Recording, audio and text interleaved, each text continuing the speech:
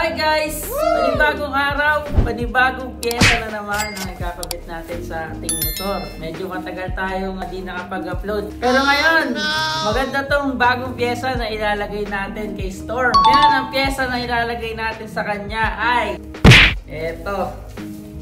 Yan! Wow! MTRT Evo 2 guys. 340mm canister. Canister lang yung nabili natin guys kasi napakahirap maghanap nung full set. Ang rare din hanapin ng stainless. Dahil gusto ko na rin mag Evo 2, edi kinuha ko na tong kulay black. Dahil maporma din naman to kapag nilagyan natin ng kulay itim din na clamp. So yun. Kaya naman ngayong araw, samahan nyo ko guys. O samahan nyo kami ng aking asawa na si Cecil na magpakabit nitong ating Evo 2. So ang gagawin natin or ang mission natin for today, hahanap muna tayo ng clamp at saka nung papagpagawa natin ng kanyang elbow or header. Yon. Okay guys, let's go! At dito nga pala tayo guys napunta sa may Jedom's Muffler Shop dito sa may San Rafael, Tambubong, Bulacan. Dito nga lang pala yan guys matatagpuan sa pinaka-boundary ng Tambubong. Bali katabi lang yan guys ng pinaka-pharmacy dyan kaya madali lang tandaan. At dyan nga guys chinek din natin yung mga dinala natin na gamit, yung pinaka-pipe. Tapos nandito rin yung clamp na nabili natin at saka yung bracket. So sa ngayon guys silver or yung stainless lang muna yung nabili natin. Pero sa susunod, papalitan natin yan. At yan guys, tingnan nyo. Binibidyo ko dyan kasi parang ang pogi pagka napalitan. At ito nga pala yung stock pipe natin. Huling video bago mapalitan. At dyan, nilabas na natin yung pinaka-pipe kasi nga susukatan na nila kuya yung pinaka-elbow niya. Una niyang ginawa dyan yung bracket na 50mm pa-convert sa 28mm na elbow. Tapos dyan din, ayan, binabali na or binabaluktot na nila kuya yung pinaka-elbow na gagamitin. Tapos dyan, tinecheck ni kuya kung tama lang ba yung pagkakabaluktot nila sa elbow. Tapos ayan, tinuloy-tuloy na nila. Ayan, winelding lang.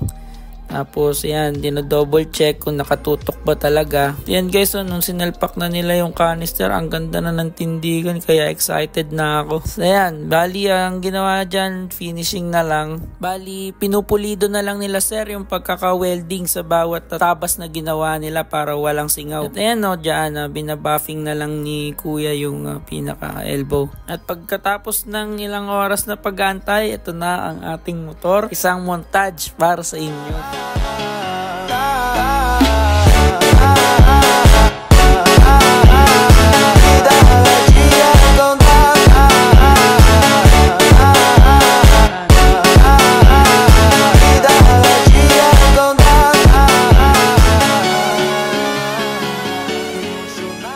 So yan guys, napakabit na natin ating Evo 2 pipe sa ating Aerox version 2. Dumumi na siya kasi umulan, so nadaan sa baha. Tapos nung isang araw pa ito nakakabit, ngayon lang ulit ako nakapag-video para matesting ko din yung tunog niya. Okay siya guys, grabe solid, sobrang buo ng base. Tapos totoo yung sinasabi ng iba yun, may dagdag na performance. Medyo di ako nababagayan sa stainless na clamp. So bibili tayo ng bagong clamp siguro na item, mahanap tayo. Ang ganda ng pagkakagawa din nung elbow.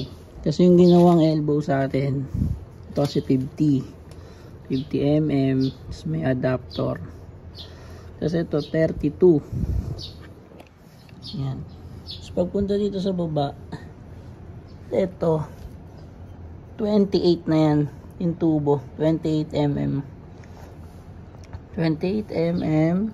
Bumuka ng 32, punta dito sa 50. So ganun yung ginawang atake sa atin nung pinagpagawa natin.